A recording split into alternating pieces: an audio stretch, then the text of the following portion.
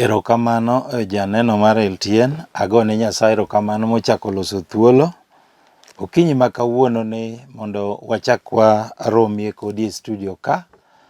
Omiyo janeno nyinga en Bishop Omedo kata Agustino Omedo, ja Kisumo. Ae Kisumo Kogony, e gweng' miluongo ni Kogony buto Koro Gonda School. Ajal mowar kendo ajaneno mar Yesu Kristo. Agone Nyasaye erokamano okinyi ma kawuono ni momiya ngima kendo in bende ochako miyi ngima mondo wawachie wach Nyasaye. Omiyo thuon wach ma kawuono Nyasaye ika mondo ashare kodi. Topic wacho ni lweny en mar Nyasaye, kata thuon wach wacho ni lweny en mar Nyasaye. Mane thuon wach ma kawuono adwa yalo. Omiyo janena kwayi ni bedane mos kama intie mondo weche duto odhi kare. Omiyo kapok adhi mbele, abro kwayi ni mondo ikul wiyi kamoro amora ma intie mondo weche duto waket e lwet Nyasaye. Agoni erokamano Nyasach loch, akawo janeno ni aket e lweti. Imiye winjo matut mondo Injili madhi yalo kata weche madhi puonjo olok ngimane kendo timne dwaro mar dhood chunye. Alamo ka an gi yie ni isemiye winjo matut e nying Yesu ma jawar.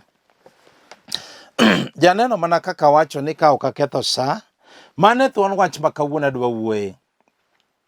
Ni lweny en mar Nyasaye. Omiyo muma madwa somo kodi Wuok 14, wabro chako kari 10. Aeto wabodhi kaka Roho ma Nyasaye ochiko. Omiyo jo-Israel noneno matek kendo noneno chandruok sama ne giwuok e piny Misri, kama ne gisandogie gi Farao. Omiyo chieng' moro Nyasaye ochiko Musa, koluongo Musa mondo ores jo-Israel e lwet Farao kata e lwet jo-Misri. Omiyo sama ne giwuok, ne gineno masiche mang'eny kane gidhi e piny mar Kanaan. Weche ne tek kod jo-Israel, kendo ne gine chandruok. E thim kanyo thuonde nokayogi malich, kendo ne gineno chandruok ma giduogo gi paro dok Misri. Ta amor gi Musa, kendo amor gi duoko Musa, ma sama jo-Israel ne kale weche matek go. Amor gi wach mane Musa ong'iso jo-Israel. Mae momiyo an bende an ka, en wach mabiro wachoni janeno mokete lolwe. Mae momiyo akwayi ni bed mos ija awi in ma kawuono yawo lolwe TV ni. Samoro in ema in e lweny mager kendo matek. To gima mora ni duoko ma Musa noduoko jo-Israel e wach makelo ka mabiro wacho kodi. Omiyo Nyasaye no nitie. Ka lweny ger to lweny iwene Jehova. Lweny ok en mari, lweny en mar Nyasaye. Kata okinyi ni ang'e ni nitiere jaduong' moro mobedo mos, kata mama moro nitie mobedo mos sani, kata nyathi sikul moro, kata chi liel moro, kata nyako moro, kata kijana moro mabiro wacho adier ni pastor, ane ma ane lweny mager kendo matek. Omiyo jo-Israel ne nie lweny mager kendo matek. Mbele gi chien gi Farao ne lawogi gi geche, to mbele gi ne nitie nam makwar. Koro weche ne tek. Ta amor gi Nyasaye ma kawuono akelo ka, ma ka lweny ger tiwene. Koro mane ni akia ni en mane. Koro bedane mos mondo kaw mumbi, hai wasom muma mar Nyasaye. Omiyo Wuok 14 wabro chako kari 10 wang'e. Ndiko mar Nyasaye wacho niya, kane Farao chopo machiegni gi jo-Israel, kane Farao chopo machiegni, jo-Israel noting'o wang'gi moneno ka jo-Misri lawogi machiegni, mine giluor ahinya. Kendo ne giywak ni Ruoth Nyasaye. Ne giwacho ne Musa niya, donge liete ni Misri, ang'o momiyo ikelowa e thim kae mondo wathoe? Koro neye gima isetimo kuom golowa Misri. Donge ne wakweri kapok wawuok Misri ni gima kama biro timore? Ne wakweri ni mondo iwewa watine jo-Misri. Da obedo maber ka wan wasumbini moloyo kelwa e thim ka. Mago jo-Israel ywak ne Musa. Tamor gi duoko mar Musa. To Musa nodwokogi niya, kik uluor, chung'uru motegno mondo une kaka Ruoth Nyasaye biro resou kawuononi, nimar jo-Misri muneno lawogi ok nuchakune kendo. Ruoth Nyasaye biro kedonu, omiyo un ling'uru aling'a. Waneno ka jo-Israel ywak ne Musa ni donge ne wakweri, nikech sama ne gin e thim ne gikale weche matek magiparo dok Misri. Koro ging'iso Musa ni donge ne wakweri ni gima kama biro timore. Iwe mondo donge liete ni Misri ni ber kata ne watho Misri molo kelowa e thim ka mondo wathoe. To Musa ng'isogi niya, uwinjo jodalawa, chung'uru motegno mondo une kaka Ruoth Nyasaye biro resou kawuononi, nimar jo-Misri munenogi ok nuchakune kendo. Mae momiyo kinyini adwa nawuoye gi ng'ato mabiro wacho adier ni bishop, an ema kale weche matek tawacho ni lweny ka tek tiwene Nyasaye. Lweny ok en mari. Wego lweny mama, wego lweny jaduong', kata kijana, kata nyako, kata chiliel, kata nyathi skul mawinja. Lweny en mar Nyasaye. Tamor ni kawuono duoko yudore. Samoro ng'ato bedo mos nena kadier, ng'ato nie lweny mager mar tuo, osetemo gi osiptende matindo gi madongo, tuo osiko ka medore ameda. Samoro osemgonyo yath, duoko onge, daktari wacho ni mane makone sa kende. Samoro adier kong'iyo ngimane, ka en tuo mar pressure to make, tuo sukari kabi to en, samoro maringe chogo, maringe remo en, samoro en kansa, samoro en wich bar mochwere, samoro en tuo mandulme momako nyithindo. In e lweny mager kendo matek. Wawuoye gi ng'ato, tandiko wacho ne lweny en mar Nyasaye. Mae gima Musa nowacho ne jo-Israel ni gichunga chunga motegno.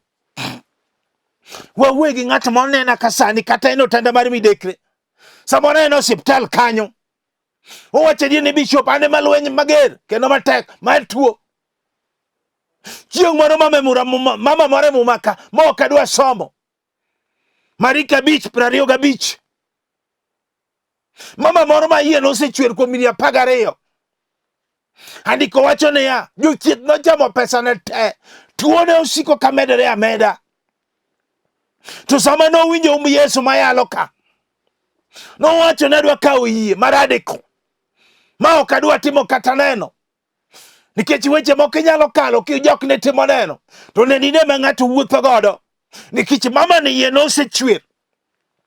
Apano ng'e ng'ama remo chwer kuome. Sama nokawo yie moluoro momulo tok law Yesu, andiko wacho ni gikanyono remo nochok. Awuoye ng'at manie lweny mager kendo matek. Andiko wacho niya 13, kik uluor, chung'uru motegno mondo une kaka Ruoth Nyasaye biro changi kawuononi, nimar tuo mane ineno ni ok nichakine kendo.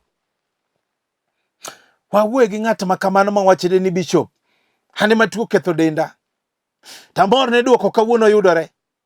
Ng'ato nie lweny mager kendo matek sani. Adier mar manyo tich, osemanyo tich to ok oyudi. Ing'eni ma lweny ma ng'ato nyalo bedie mager, ma ng'ato wuotho to wuotho kende, wuoyo kende ka janeko. Osemanyo tich ok oyudi. En kamoro amora modhiye en gi papers, nyaka en gi degree, ting'ise na kuna kazi. Samoro chike ni duog kiny. Wawuoye gi ng'ato manie lweny mager mar manyo tich. Adier kong'iyo ngimane, nosomo, oyudo mana tije mane ok osomo, weche gi lit e chunye. Akia ni ng'ato be winja kama nitie, owacho ni bier be nayud tich. Nosomo adier maber, samoro jachien okete kata e tij ot, Ing'eni mano tich mane ok isomo. Awacho ni tij ot ok rach. Inyalo keti titiyo tij ot. Kwe bende onge go kanyo. Iluonge ni antie ot makia maonge ma ok watni. Nikech jachien oketi tich mane ok isomo. Wawuoyo gi ng'at manie lweny mager kendo matek mar manyo tich. Nyako moro chieng' moro winja kayale lolwe kama. Ong'isa ni bishop, na somo sani higni 7 pok ayudo tich. An e lweny mager kendo matek. Na ng'ise ni manya, sama no manya. Awuoro Nyasaye ma jatim ono. Ne walamo kode Nyasach polo. Nyasaye manigi duoko. Maka lweny ge tiwene. Nyako ni noyudo tich e pinje maoko. Nikech 13 wacho niya, chung'uru motegno mondo une kaka Ruoth Nyasaye biro kelo tich kawuono.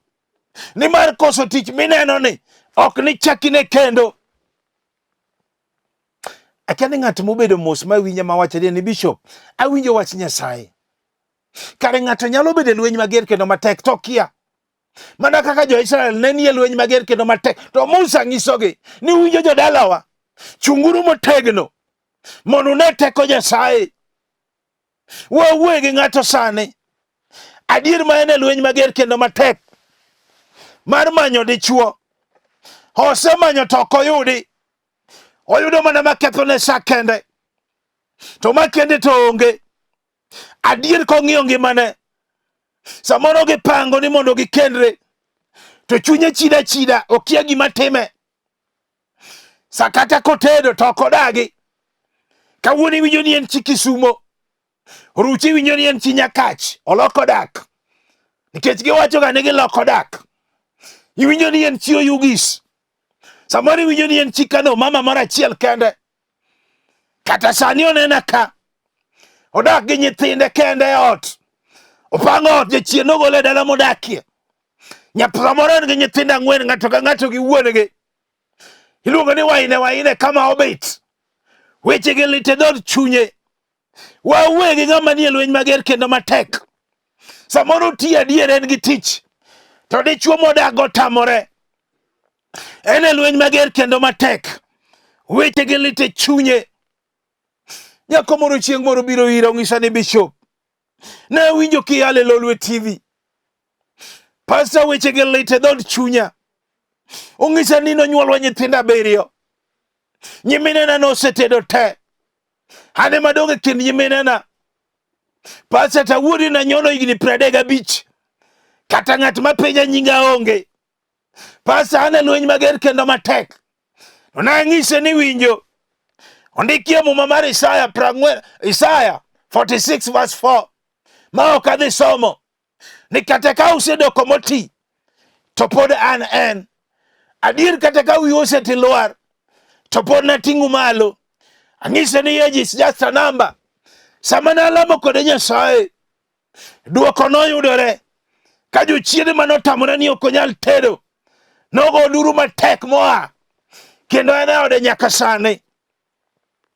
Wawuoyo ng'ama nie lweny mager kendo matek. Babro wacho adier ni bishop,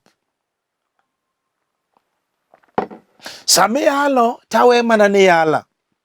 Tiji wacho ga ni pastor inena ano kane ng'ato roho maler maneno ng'ato. Lweny ka ng'ato nie lweny, lweny en mar Nyasaye. Wego lweny. Lweny kete mbele Nyasaye. Tibiro lo lweny. Mana kaka Musa nong'ise jo-Israel ni kamochopie ni jodalawa, winji, chung'uru achung'a motegno mondo une kaka Ruoth Nyasaye biro reso kawuono ni. Nimar jo-Misri muneno gi ok nuchakune kendo. Han bende ajiwi kane yani. Chung'a motegno mama. Mondo ine kaka Ruoth Nyasaye biro kelo dichuo kawuono.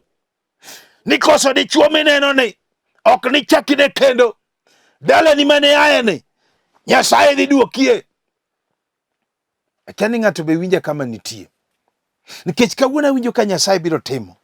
Ng'ato nie lweny mager kendo matek mar manyo nyathi.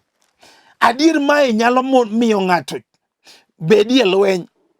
Nikech oneno kosemadho yath, lokruok onge. Kata okinyi sani mawuoyo ni, nitie mama moro mobedo ka ng'iya sani, no mondo madhe gokinyi duoko pod onge. Wawuoye gi ng'ato sani osewuotho osiptende matindo gi madongo, duoko onge. Samoro operation osetim ni golo growth no be nosegol, duoko pod otamore. Samoro adiero mako maber to wuogi dweche 2 kata 3, gima time okia. En lweny mager kendo matek. Samoro adiero nyuolo maber to koting', oweyo osiptal, dong'e osiptal. En lweny mager kendo matek. Wawuoye gi ng'at ma kamano. Chieng' moro mama moro bende biro ira. Ong'isa ni bishop nawinjo kiyalo e Lolwe TV. To weche mane yalogo nodhi gi dhod chunya. Pastor nanyuolo nyathi to kating'. Aseiko nyithindo 3. Koro nadhi kajuoga. Ng'ato nofuara nadhi kajuoga. Sama nodhi kajuoga, ajuoga notimo ne uganga. Gima nodhiera notimo na ne pastor. Nokawo gweno marateng'. Koro ng'isa na yar bamna to de gwene bamna. To ng'isa ni weche koro dhi kare. Nyathini ok chak tho kendo. Sama ne mama notimo kamano mako ich. Sama no mako ich, nyathi ka nonyuolo ni ochako tho. Nowacho ni enough is enough. Adwa manyo Nyasache loch. Maka lweny ger tiwene. Sama nokawo nambana momanya, ne walamo kode Nyasach polo. Nyasaye matimo maber. Nyasaye manomiyo Sara nyathi. Nyasaye manomiyo Ana nyathi ka weche ge tek. Ka lweny ne ger kod Ana. Mama ni noting'o. Nikech 13 wacho niya, chung'uru motegno mondo une kaka Ruoth Nyasaye biro gwedhou gi nyathi kawuono ni. Nimar sigete, nimar rariw mineno mosesandi ni ok ne chak sandi kendo. Akia ni ng'ato be winja kama nitie. Nikech awinjo teko Nyasaye. Chal mobedo mos manoyawe Lolwe TV sani. Kawuono in jaawe. Samoro wacho ni kawuono in ema Nyasaye ne nikodi gi lengo. Samoro ng'ato nie lweny mager kendo matek. Adier mar manyo kwe ot. To ok oyudi. Osemanyo kwe to onge. Negi kendore ka giherore. Magiluongore mana ni sweetie darling. Mago norumo. Kwe otamore. Ok uruome dhok. Samoro adier ng'ato chieme hotel. To ot to mari. Nikech kwe onge ok inyal chieme odi. Samoro ng'ato nena kadier. Ng'ato ninde bedroom, ng'ato ninde sitting room. Ukia gima timore ngimau. Weche gi tek. Ine lweny mager kendo matek. Andiko wacho ni 13 matindo. Musa ng'iso jo-Israel. An bende ang'isi ka ni mama. Ang'isi ka jaduong'. Chuga motegno mondo ine kaka Ruoth Nyasaye biro kelo kwe odi kawuono ni. Nimar koko miseneno ni ok ni chakine kendo. Lweny iwene Nyasaye. Lweny we goyo lweny. Lweny we goyo. Nitie ng'at miwene lweny ka weche tek. Nikech ng'ato samoro nena kadier manie lweny mager kendo matek mar manyo dhako. Ogo lweny ni. Ma nyalo bedo lweny migoyo. Nikech ang'o? Ipango tok timreni. Chunyi winjo ka chida. Samoro adier ipango miwacho ni higa ni tok kal kapok amako nyar bad ng'ato. Ka ochopo weche gi ruchore malal. Samoro adier idet. Miwacho ni kawuono to timore.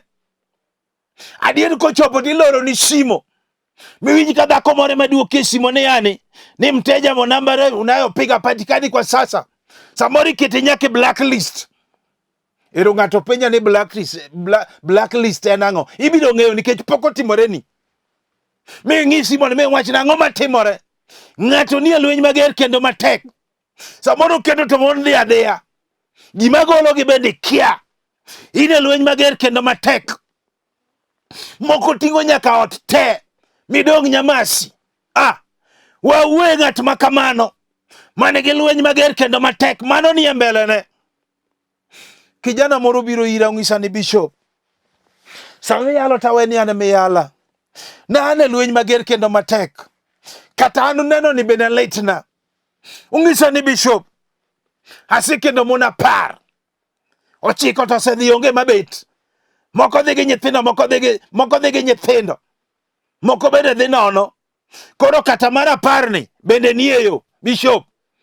Aol weche gi lit e chunya. Hane lweny mager kendo matek. Sama nokawo nama omanya. Ng'ise ni winjo. Lweny kanie mbele ni tiwene Nyasaye. In wego lweny. Nikech magi chunje madele ubotami ni ok inyal bet gi dhako. Sama ne walamo kode Nyasach polo. Duoko noyudore. Kendo mar aparni nitie ne ok odhi. Nikech magi chunje malawogi. Motamre ni ok onyal kendo. Winjo. Muma wacho ni 13. Kik uluor. Chung'uru motegno mondo ne kaka Ruoth Nyasaye biro kelo dhako. Biro kelo dhako. Kata chiegi manodhi ni biro duoko. Kawuono ni. Ni mar koso dhako mineno ni ok ni chakine kendo e ngimani. Awuoyo gi ng'ato. Masamoro koro pi wang'e go kala. Weche gi lit konena kayalogi. To wache die ni Bishop weche gi lit e chunya. Ne ok anindo tieno. Awuotho ta wuoyo kenda. Achalo janeko. Weche gi lit. Yame matera. To kawuono duoko yudore. Kech abiro lamo gi ng'ato. Nyasaye matimo ono. Ng'ato nena ka samoro adier. Mama moro nena ka samoro jaduong' moro nena ka. Mago lweny mager mar kong'e dalane. Kong'o. Mane lweny mogoyo. Nikech kong'o lal gi nyithinde oko. Omono nyithinde gedo. Omono nyithinde tiyo. Omono nyithinde kendo. Omono nyithinde bedo gi dhako kata nyuomo. Weche gi lit. Samoro mako nyaka nyithindo manyiri. Akani ng'ato be winja kama nitie. Jaduong' ni kata mama ni. Wacho ni Bishop ane ma ene lweny mager kendo matek. Kata seche miwene. Nyithinda no nindo oko. Kapok gidonjo. Awe mana ni samoro unegi gi oko. Nikech weche kong'o. Weche gi lit e chunya. Higo lweny kendo mager kendo matek. Kijana moro nobiro iro ng'isa ni Bishop ogochona. Ane masama ne yalo tawene yala. No chaka ni chairman mar club. Kendo nomiya nying ni Mr. DDO. Tiene ni daily drinking officer. Ok district development officer. Daily drinking officer. Weche gi ne lit e chunya Bishop. Sama no kaona mana. Nene piny mabor. Ang'ise ne dwa lamo ni simo. Sama na lamo ne rich kong'o nowe. Nikech ondikie Muma ne 13. Ni kik uluor. Chung'uru motegno. Mondo ne kaka Ruoth Nyasaye biro tieko kong'e dala ni mama. Ni mar jo-Misri minenogi ok ni chakine kendo. Rich kong'o minene ngimani ok ni chakine kendo. Lweny iwe ne Nyasaye. Koro lweny en mar Nyasaye. In wego lweny. Musa ng'iso jo-Israel. Jodolo weuru chandoru gi weche mathoth. Uywaga ang'o? Chung'uru motegno. Mondo ne kaka Ruoth Nyasaye biro resu kawuono ni mar jo-Misri munenogi ok nuchakune kendo. Ruoth Nyasaye biro kedonu. Uling'uru aling'a pi. Nyasaye dwa kedo ne ng'ato. Ng'ato nie lweny mager kendo matek mar timo ohala. Mae lweny mogoyo. Nikech ochako ohala to ok timre. Samoro chunye chida go ohala no. Samoro timo to ok timre. Weche gi lit e chunye. Samoro pesa ok moke lwete. Samoro noket mar omeno ok timrene. Samoro no yaw mar lewni. Samoro noket mar wuoch. Samoro noket kiana mar ang'owa. Ok timrene. Samoro kochawo omena ogo omena ode mar omena. Jomoko lal nyaka gi pesa ne. Samoro noket duka. Noket M-Pesa. Noket hardware. Noket workshop. Kata customer mabire onge. Ogo lweny mager kendo matek mar ohala. Tandiko wacho ni 13. Chung'uru motegno mondo ne kaka Ruoth Nyasaye biro duogo ohala e lwetini. Ni mar api manolal ok ni chakine kendo. Samoro ng'ato go ohala, go lweny. Ng'ato nena ka go lweny adier mar gedo kata mar golo dala. Obro wacho ni Bishop ane mago lweny no. Nikech opango to kethore aketha. Ma chunye chidi malal. Samoro pango to chunye chida. Samoro adier opango golo dala to ok timrene. Higni oseluoro kata 15. Nyaka owetene maluwe nosegolo dala te. Samoro mabati ni piny, musumal ni piny, yien ni piny, mondo chako dhi ogedi otamore. Samoro nochako ot maber. onge madhi kata chiel, ot ochungie kore. Igo lweny mager kendo matek. Jaduong' moro ching' moro biro ira, onena ka yalo loluogi sani bishop. Weche mane yalo nodhi gi dhod chunya. An ja higni 50 to pok agero kata simba. Jowuota nosekendo, nyiga nosekendi. Pata an gi wich kuot e Nairobi ka. Ane lweny mager kendo matek. Sama nola omanya, ang'isa ni manya, ne walamo kode Nyasach Polo. Duoko noyudore, ma jaduogni nogolo dala, kendo ene dala ne. Ng'ato nie lweny mager kendo matek. Wawuoye gi ng'at machalo kamano, mago lweny mar nyombo. Ng'eni mano be lweny ma ng'ato nyalo go e ode. Kata mana mondo mi onyuomi dhok, kata mana mondo mi nyombi. Nikech upango tok timre. Samoro mama moro nena ka sani. Adiero pango to chuore dhi, pango tok timre ne.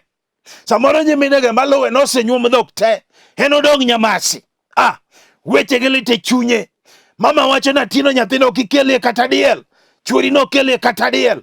Weche gi dhi gi dhod chunye. Adier chuore pango tok timre ne. Ipango tok timre ni. Weche gi lit e dhod chunyi. Igo lweny mager kendo matek. Miko wacho niya, chung'uru achung'a motegno mondo une kaka Ruoth Nyasaye biro resu kawuono ni. Nimar jo-Misri muneno gi. Iwinjo hapi mar nyombo kata mar nyuom mineno manolal ok ni chaki ne kendo. Nyathi sikul moro nena ka. Bago lweny mager kendo matek mar somo kata ene college. Nikech chon noriek, tino dok mana chien. Mano lweny mager kendo matek migoyo. Samoro adier ne imako namba maber, tine ine miyudi chien. Samoro adier school fees otamore, jonyuol ni onge nyalo. Igo lweny mager kendo matek. Samoro ine college kanyo, ineno ka ok idhi tieko nikech ok ine kama fi biro aye. Igo lweny mager kendo matek. To Musa nyiso jo-Israel ni ya. Samoro tuo moro tami ni ok inyal somo. Nyiso jo-Israel ni ya. Chung'uru motegno mondo une kaka Ruoth Nyasaye duogo rieko manolalni. Iwinjo school fees mane onge ni. Iwinjo ni mar koso fi manotamore ni ok ni chaki ne kendo. Adwa nalamie gi ng'ato. Asomo muma mogik mondo alam kodi. Muma mar Wuok 13 kari 3 kende. 15 kari 3 wacho niya, Ruoth Nyasaye en jalweny kendo Ruoth Nyasaye e nyinge. Mana kamano, lweny iwene Nyasaye. Koro wadwa lamo gi ng'ato. Weya ni gimitimo. Kinyalo mako TV timaki. Kinyalo go chonge tipiny tigo. Nikech Wuok 15:3 no wacho ni Ruoth Nyasaye en jalweny kendo Ruoth Nyasaye e nyinge. Koro lweny iwene Ruoth. Adwa lamo kodi. En lweny mane intie. Weya ni gimitimo. Kinyalo go chonge penje tigo. Nikech yie biro kama intie no to timo. Walamo. Agoni erokamano Nyasach Loch. Akawo mama ni, akawo jaduong' ni, akawo chi liel ni, nyathi sikul ni, kijana ni, nyako ni, mane nie lweny mager kendo matek. Tawuoro Nyasaye kaka in Nyasach oni gi ranyisi. Dhiye kama entie, lone lweny ni Nyasaye. Alamo kan gi yie ni isetimone e nying Yesu ma jawar. Janeno bed gi yie ni Nyasaye osetimo. Mana kaka wacho ni nyinga en Bishop Agustino Omedo, aja Kisumu County, haego miluongo ni Kogony buto Korogonda School. Kapok awe nambana, kanisa na maleme iluongo ni House of Hope and Redemption International Church. House of Hope and Redemption International Church. Wayudore gweng' mar Babadogo. Wane Babadogo Primary School. Kanye mawane ge all. Ka in town, chuny town Nairobi ka, tikao number 25 to Lori Mwisho Terminus. Then igo number mawenini. Jio sebiro moyudo konyruok. In bende kikbai. Mokwongo kapok awe namba nago erokamano jololwe niko kelo Nyasaye mondo gwedhi kaachiel gi director Samo Chola malolwe TV momiyo wayalo ka, nyaka pastors mayalo go ka, nyaka bishobe. Nyasaye mondo gwedhu kamoro mana untie. Namba mar simo aweyo mondo watudre 0726 843941. Anuwayo maber mondo iwinji 0726 843941. Namba machielo en 0750 383499. 0750 383499. Kao kamano to watude e sach Nyasaye. Shalom.